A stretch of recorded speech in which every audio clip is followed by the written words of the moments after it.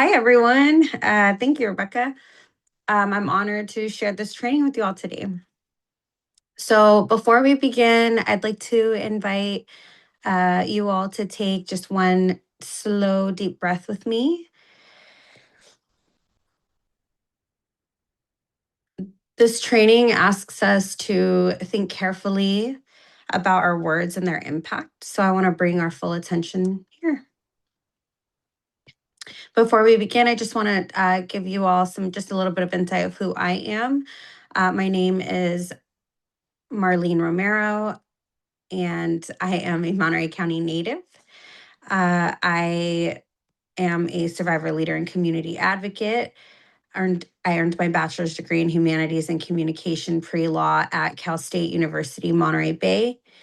I am a certified community health worker here in Monterey County, a victim offender reconciliation mediator with Restorative Justice Partners, and am really passionate about anti-trafficking and reentry services. They go dear to my heart due to my lived experience. I'm really happy to be here with you all today. So I am a community advocate with Aurora Freedom. So I just want to give you guys a little insight about who Aurora Freedom is. We are a nonprofit that works towards freedom from human trafficking in California through advocating for survivors, allying with other organizations, and raising awareness in communities to inspire action. Within our three avenues, our survivor advocacy supports survivors of human trafficking to feel empowered in a life of freedom through counseling, survivor mentorship, and care coordination. I'm really honored to be a part of the Survivor Peer Mentorship Program and to play a role in supporting some of our youth here. Our organizational allyship facilitates a network of interdisciplinary partners to combat and rectify exploitation. And our trafficking awareness piece educates and equips the community to take action in trafficking prevention and intervention. We want to provide the community tools to respond more effectively to human trafficking. And so that's a little bit about Aurora Freedom. So just a quick acknowledgement. Today isn't about learning the perfect words. It's about understanding the impact of how our language shapes experiences of people impacted by trafficking and exploitation. Many of us have used language in this field for years with the best of intentions, and that deserves to be acknowledged. So thank you for the work that you all do. This training isn't about judging, it's really about growing alongside the people that we serve. And that's why we're here today. Today's learning intentions are, by the end of today's training, you'll leave with a deeper understanding of how powerful language and communication really are in this work. We will recognize how the words that we use shape how people we serve understand themselves, how professionals respond to them, and how systems make decisions about them. We'll explore how words influence perception, engagement, and trust, and be able to identify common terms that may unintentionally create harm. And, we'll explore practical ways to reframe our language habits to better reflect trauma-informed values. My hope is that you all will walk away with a greater awareness and practical tools that we can immediately begin applying in our everyday interactions. This training was developed through a survivor-informed lens, so our learning together can help prevent unintentional trauma. As we move through the training, I invite you all just to stay curious. So first, we'll begin with why trauma language matters. Trauma-informed language matters. Before getting into tools and language shifts, I'd like to start with just understanding why this matters. Language matters for effective communication and understanding of experiences surrounding human trafficking and exploitation. It influences healing, trust, and connection with survivors of exploitation by creating a foundation of understanding. How we communicate when those we serve are not present matters as well. Our communication becomes a part of someone's experience of care, whether we intend it or not. So I just begin with this reflective question. Have you ever been described in a way that isn't true to who you are? There's something to reflect on there. Language, I know I have. Language is never something neutral. In anti-trafficking work, the words we choose have the power to shape, one, how people understand themselves in these circumstances, two, the way we as providers think and respond, three, how people access and experience support, four, whether someone feels safe enough to engage, move forward with their healing, five, and how people understand human trafficking and the view of survivors. At Aurora, we want every conversation to honor a person's lived experience and not just define them by it.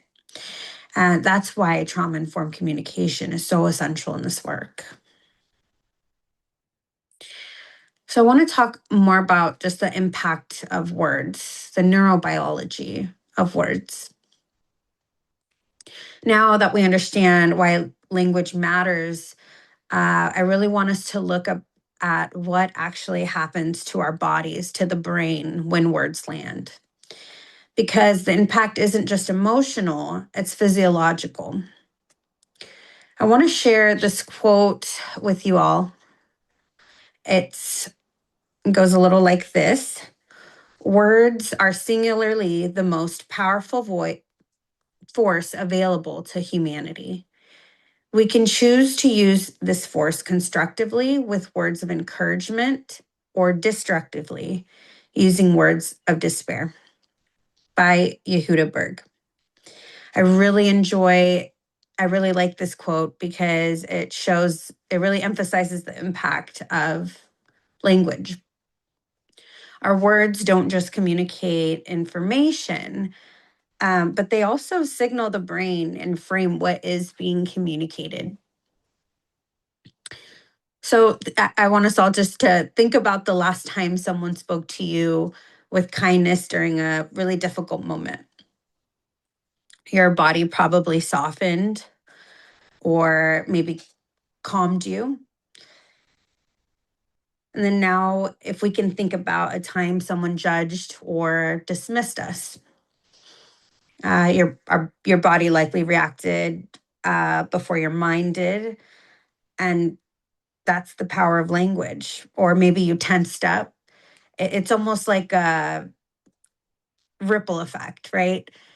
So, research in neuroscience and trauma informed care suggests that communication influences not only emotional responses, but physiological responses. And this impact is neurobiological. It's almost sometimes it can lead to, again, just an immediate response. So what does it mean to use trauma informed language? When we talk about trauma informed language, we're really talking about applying guidelines that promote dignity, safety, and care in real time. It means setting the foundation for what comes next. We can do this by applying SAMHSA trauma-informed core principles in our communication. So just to begin, I'll kind of go down this depiction here as you see on your screen. We want to promote safety and trustworthiness. Trauma impacts one's safety. We know that. Safety in some point is the opposite of trauma. Language should create emotional, psychological, relational, physical, and all aspects of safety. Meaning our language should not feel threatening, blaming, or coercive, but being transparent and trustworthy. It should be always remain top priority. We can agree that safety encourages trust. think about some words or phrases you have heard that made someone feel safe. We can agree that that feeling of trust then encourages connection. Looking at choice and autonomy, words should support individuals' agency and decision making. Choice and autonomy, meaning we speak in ways that support a person's ability to make decisions not only about their own life, but their care as well. It's important that we're asking survivors or our clients for feedback to elevate their voices. And in collaboration, communication should reflect a partnership, not power over. Collaboration is related to addressing the power dynamics which have existed within the provision of services provided. This principle instructs us while also remaining professional and ethical, right? We all have protocol and, rules around some of the work that, the work we do, while remaining professional and ethical, to also dismantle these power dynamics and to understand the individual is the expert in their life. Reminding ourselves we're working with someone, not on them.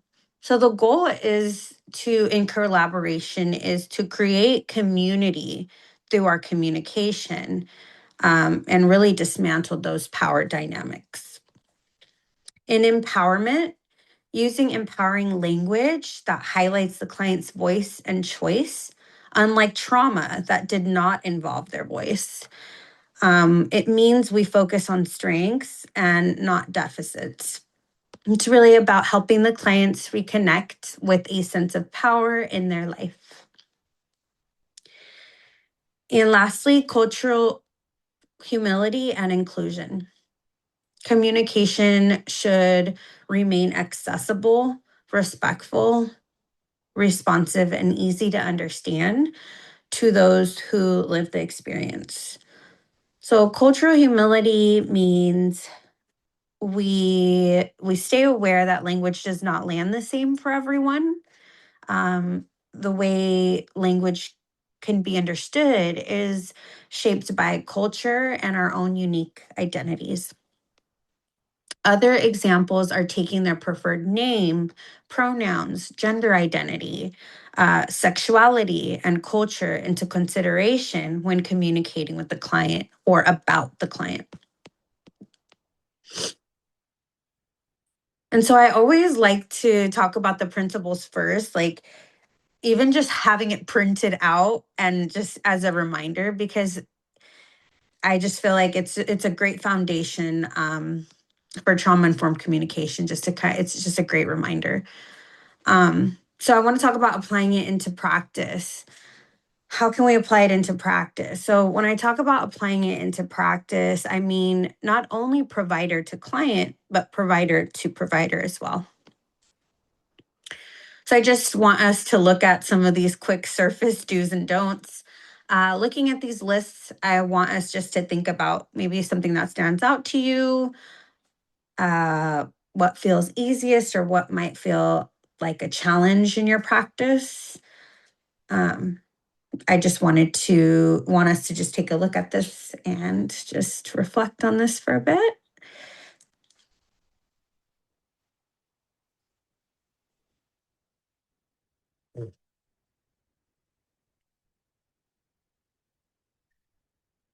And I'll just name a couple, but one of my favorite do's is, challenge myths and misconceptions about human trafficking, and promoting a strength-based approach by encouraging dignity, autonomy, choice, and creating like self-determination in our spaces that offer opportunities for support. Culturally responsive, inclusive, accessible to diverse communities that we serve. Some of the don'ts here, we don't want to use dehumanizing, stigmatizing, or discrediting terms that create and preserve stereotypes. And while talking to the client, we also want to refrain from using terminology that we might use provider to provider uh, to the client. The client may not understand or know the terminology, then that could definitely create a barrier within communication and connection. We want to refrain from sensationalizing or glorify human trafficking stories and testimonies. Sometimes, in building rapport, sometimes there's shared language or shared culture, right? But we definitely want to refrain again from glorifying human trafficking stories and testimonies. All right, so I'll move on to first person language. If you look at this depiction here, I was talking about the neurobiology of language earlier and what it does to our mind frame and our bodies. Sometimes it's sometimes just like a ripple effect, right? So this is what this depiction is, right? You'll see it first starts with the label, then a negative perception, poor communication, and so forth. And we want to, but then if we start with trauma-informed language, we reach that goal of trust. And so I want to talk a little bit about this. When we use person-centered language, we acknowledge that an individual's circumstances may be a part of their story. We know that, but it is not their identity. Labels influence how people are perceived, treated, and supported. We shouldn't get to divine how someone else identifies by labeling them because we know their story. Trauma-informed communication helps us describe experiences instead of defining identities. So labels can unintentionally reinforce shame and bias, and can also reduce a person to a circumstance, diagnosis, behavior, or experience, causing us to overlook their strengths. And most importantly, their voice. It's important that we try to understand the circumstances surrounding the individual and including system factors that contribute to their risk.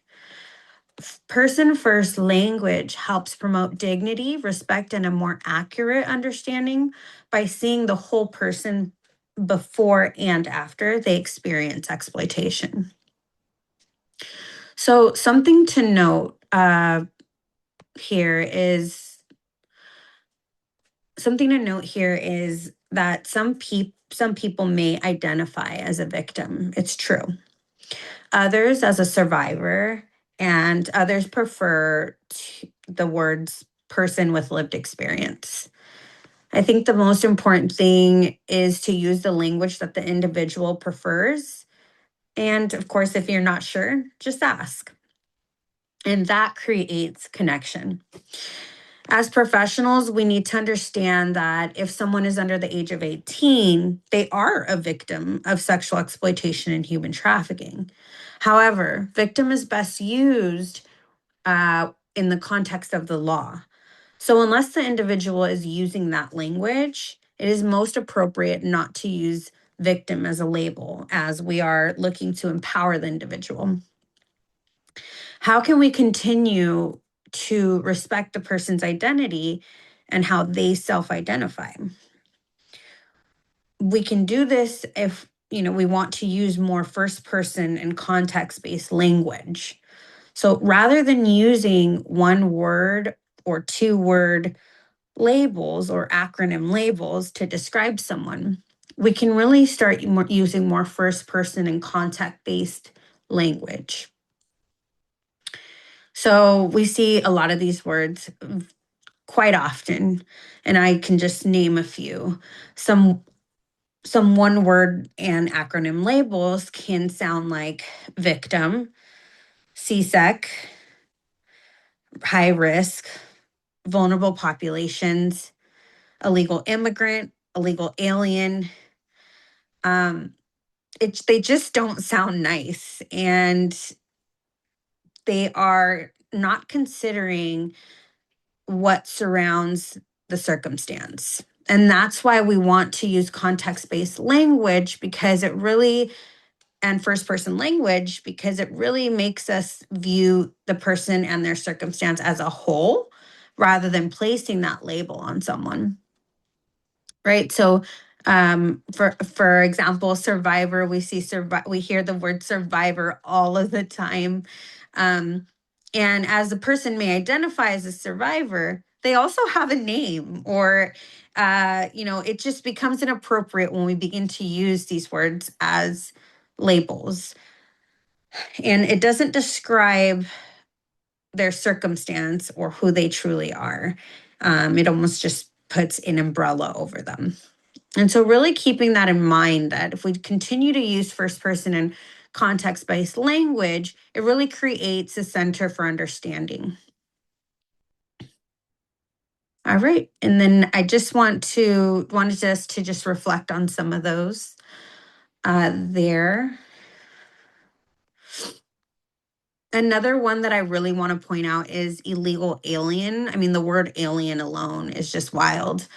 I think that, when we hear words like undocumented individual or person with immigration needs, then it really, we're able to seek understanding of what is actually happening. All right. So I just want to point those out there and uplift those, and just really talk about what language we can consider using instead. Next, I want to talk about updated anti-trafficking language. So historically, terms used in anti-trafficking work were considered acceptable and were often well-intentioned, but then later became problematic. If language becomes stigmatizing, we want to deem it outdated or problematic. We want to put all of the outdated stuff away. In this work, language evolves because our understanding has also evolved. We see the language around this work evolving constantly, and it's a really good thing. Trauma-informed communication asks us to remain curious, so willing to keep learning from those that we serve and change our language as our understanding grows. We don't want to stay stagnant in our language and communication. We want to continue finding new ways to connect with our communities, and really build this safety net around these individuals that, um, you know, and really build the safety net around these individuals. So too often I've seen language used in ways that carry assumptions and unintentionally center systems over survivors and their experiences. And this removes a person's agency, and it really oversimplifies the complex survival responses we often see in individuals with lived experience. It can also frame human trafficking as an identity or as their choice, rather than recognizing it as something that happened to the person. So part of our work is asking, what does our language reveal about how we understand trafficking and how we serve those with lived experience? So these are just some examples over time that in anti-trafficking language that we've seen updated. And in this field, it's ever evolving.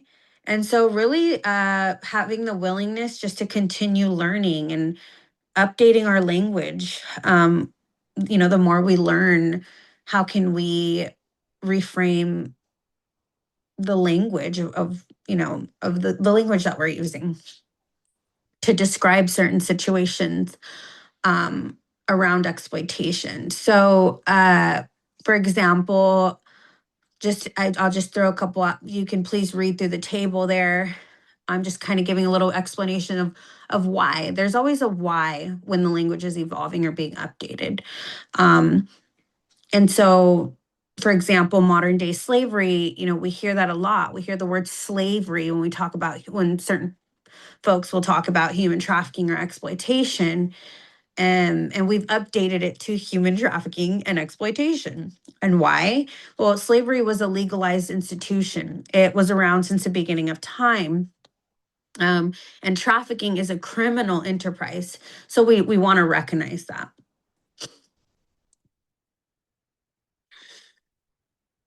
So in this, when we update our language, we really are challenging system language.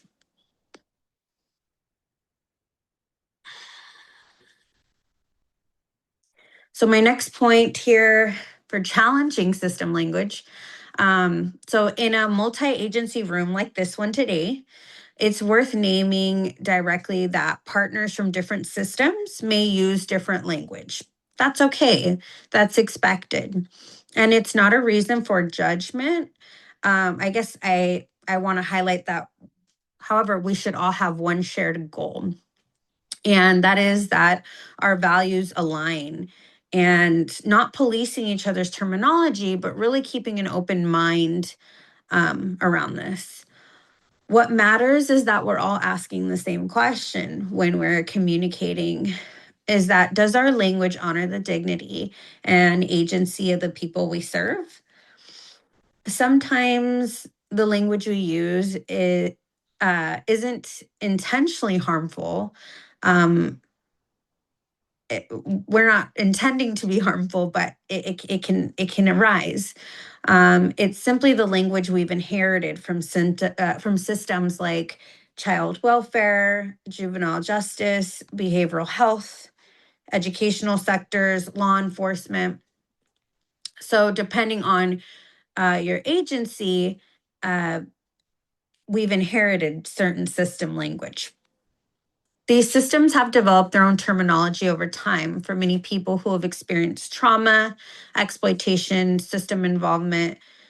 Um, Language has already been used to shape how they view themselves and their worth. So, being mindful of that and just challenging yourself by asking whether the language we're using is appropriate, inappropriate, problematic, or even outdated. Some of the language we've inherited from systems can unintentionally mirror experiences or powerlessness, labeling, or loss of control that many survivors have already experienced. So we don't want to do that. We want to refrain from that. Trauma informed practice asks us to pause and consider, what message does this word send? What assumptions does it create? Or how might it impact the person's view of themselves? So if you look at this table here, notice how many of the alternatives shift blame away from the person and instead focus on the experience or circumstance. And again, there's always a why we want to be shifting our language. Um,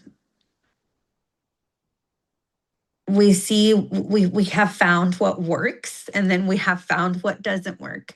And in my own lived experience, I definitely lived and saw what did not work. And so reframing again, it really does just build connection. Um, and I just really want to, like I said, encourage us to stay curious when we're speaking with one another, provider to provider as well. Um, because we are creating narratives around these individuals. We're creating either a disconnect or a connection. So just want us to go ahead and just take a look at this table here. And it shows some examples of how we can use more trauma-informed alternatives and why, so what they create.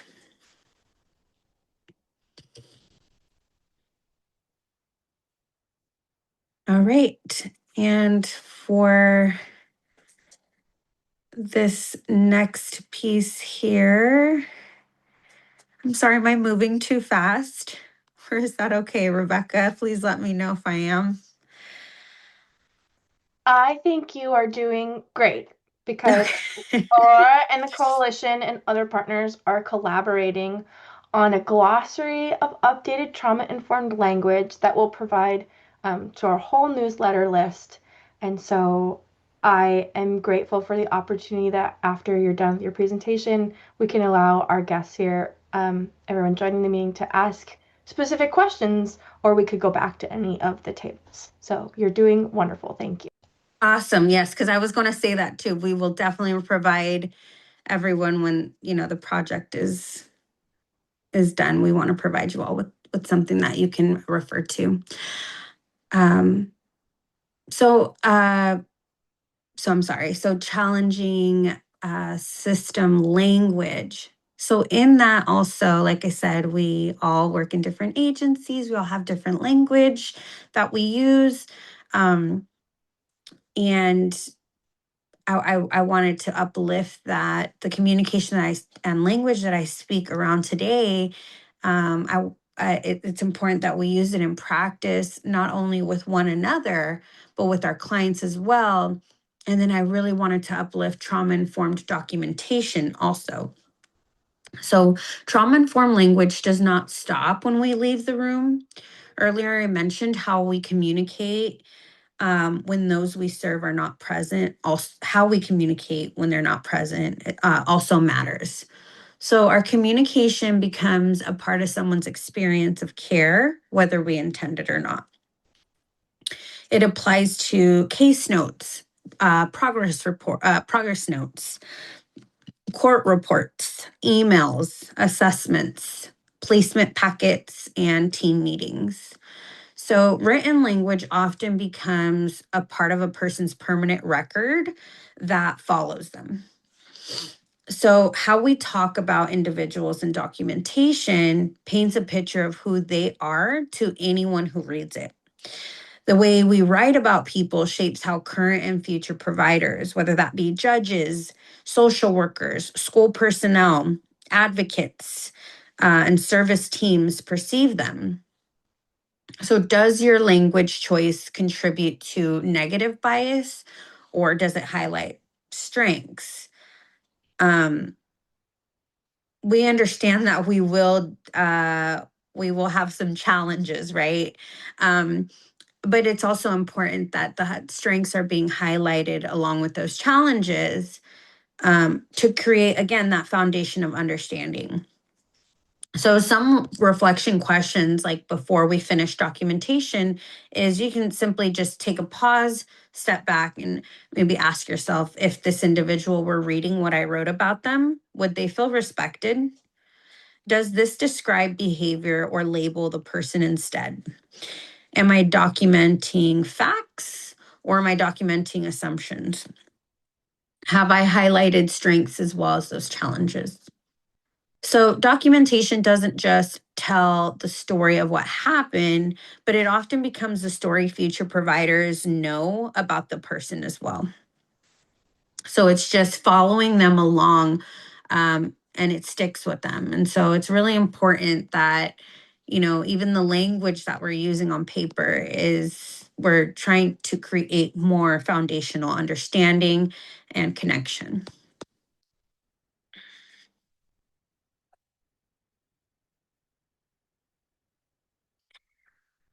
Oops, excuse me. Practical word shifts for providers. This is it where it becomes very practical. These are just simple shifts in language that we can use. They seem so small, but they make big impact. I've seen them make big impact on how someone is perceived and how safe they feel in services. Trauma informed communication is not about changing facts. Again, I stated we will deal with, not deal, sorry, we will see challenges, but it's not about changing facts, it's about changing the way we frame those facts. So, words shape perception, we know that. We want to promote more curiosity. So, small shifts in wording can significantly impact how safe, respected, and empowered a person feels when engaging with services.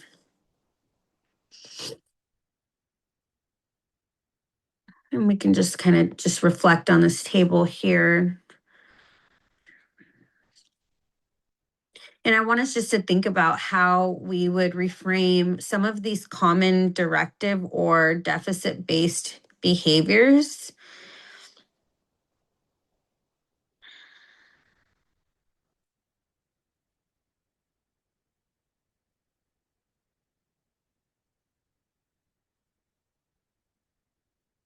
Are any of these surprising or common in your agency?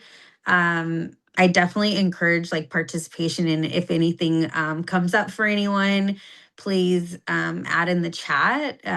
Maybe you've heard some terms in your agency. You can pop the term in the chat so we can see what is still circulating around some of our agencies or services. Or maybe thinking about which reframing felt hardest or most surprising.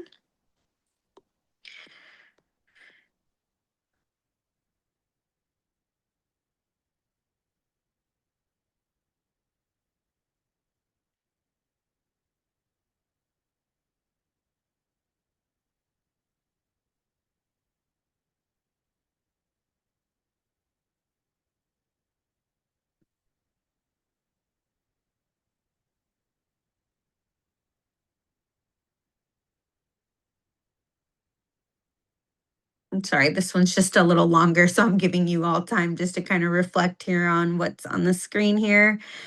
Um, and I can just highlight a couple here. But we have words like uncooperative, manipulative, uncooperative or defiant is one of the ones that I heard a lot myself. Um, and so instead of these words, right, really dissecting what's happening, like what is happening inside the individual, what's happening within the surrounding the individual, right? So is this individual setting boundaries? Do they feel safe to engage in services? Are you making them feel safe to engage services? So it's just questions like that to really step back um, and understand why it matters. So when we reframe that behavior as a response, again, I think earlier I talked about survival responses that those that endured lots of trauma can't that endure trauma, sometimes those survival responses can look like uncooperativeness. So when we look at maybe the quote unquote uncooperativeness under a trauma informed lens, we see, okay, maybe this individual is setting boundaries around comfort or safety. I see here in the chat, I've heard harm reduction described as empowering illegal behavior, which seems true at some level. Don't know how to counter that. Mm, the work we do, there is no right, there is no playbook, right? I think harm reduction is just what it is, harm reduction. And how are we communicating harm reduction to our clients? We definitely don't want to empower illegal behavior. It's really about the words that we're, again, how are we wording and using our approach, our language to create harm reduction? Because, right, the goal is to create safe spaces, not to empower illegal behavior. I've heard people use refuse medication, refuse services, attention seeking. Yes, I've heard those terms as well. And I think again, the refuse medication. So we can say something like chose not to take medication. I think if someone tells me someone chooses not to take medication, I may want to maybe further look into that and see what's happening there. Centers decision making and self determination, right? Is the medication working for the individual or not? So really, again, I believe that this creates a center and foundation for more understanding. How can we look further into things without describing an individual and putting a label on them? So these shifts, again, might seem small, but they change the entire framing of a situation. We're not changing facts, we're changing the framing because framing shapes perception. Why does this matter? So individuals who've experienced trauma often have history of their choices taken away, their voices ignored, their experiences misunderstood. So trauma-informed language helps restore autonomy, reduce shame, and build trust. So I just want to just close out with this quick example, right, of everything I talked about today. I want to just close out and point out that we want to come from a trauma-informed lens with our language in our work, but also we want to be realistic about the language that may arise. I think that's important. I use these terms here on the screen just as an example for a closing question. So when you hear the word teen prostitute, when you hear this phrase, what assumptions might someone make about this person? And I will encourage participation here. So if you can put in the chat when you hear teen prostitute, what might come to mind about this youth?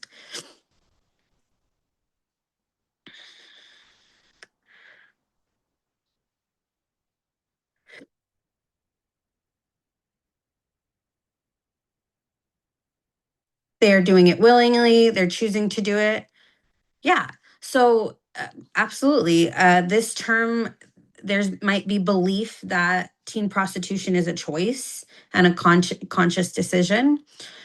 Other terms that may intersect are maybe like sexual acting out, right? Being promiscuous. We hear the word promiscuous around sexually active teens or youth or people in general.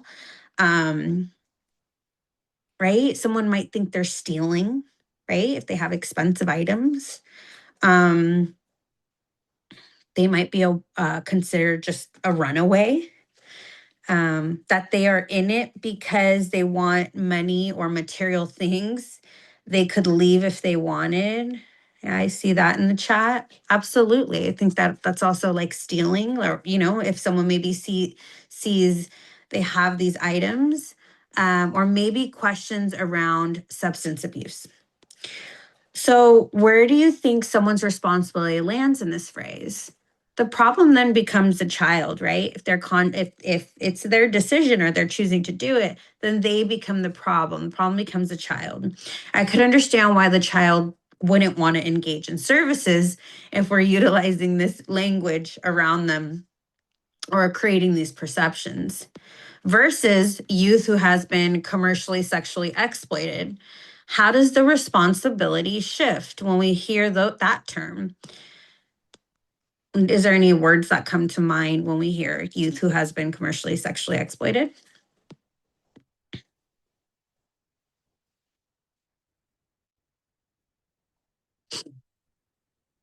We might think abuse. We might think, yeah, that it is not their choice. I see that. Thank you, Tina. Or that they did not provide consent. This child is perceived to not have control of the situation, and that force, fraud, and coercion were definitely involved or must have been involved. I really want to uplift this last question here. So, what is the difference between these kids? Absolutely nothing. You 9 times out of 10, absolutely nothing. When we shift the language around these individuals, you can automatically hear and feel how the narrative shifts. So this is why mindful language is so important to the work that we do. Just some key takeaways. I know I don't want to run out of time here.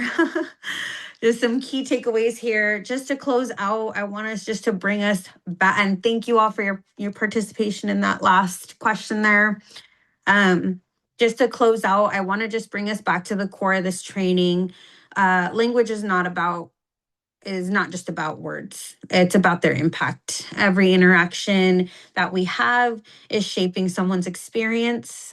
Till this day, in my lived experience, I remember the adults that were safe, the adults that used the right words with me. Um, Whether we intend it or not, we're shaping someone's experience. In the context of recovering from trafficking and trauma, communication can either build or trust or create barriers. Um, so just keeping that in mind. Trauma informed language will always build up a person's self worth, empower them, and remind them of their agency. So, just some action steps. The language we've used in the anti-trafficking field in the past has likely been well-intentioned, but as we continue to center survivors in our work, language is another place where we have to listen and bring intention. Language is always changing in this work, so please be humble and open to feedback. The goal is to be mindful of our language choices. Shifting language takes time. We won't get it, we won't always get it right, and that's okay. What matters is how willing we are to notice, to learn, just to keep learning, repair, and keep growing. So just some things to consider. Share information from this training in your agency or organization. Review and update the language used in your agency's policies and marketing material, or maybe have a meeting around it. Maybe we need to take a second look at what we're using. Create a safe space for colleagues to make mistakes, and gently seek to reframe their language. Model updated language in all meetings and interactions, both and without the beneficiary present. And that is all. Thank you again, all of you, for your willingness to learn with me today and for your attention to this matter. Thank you.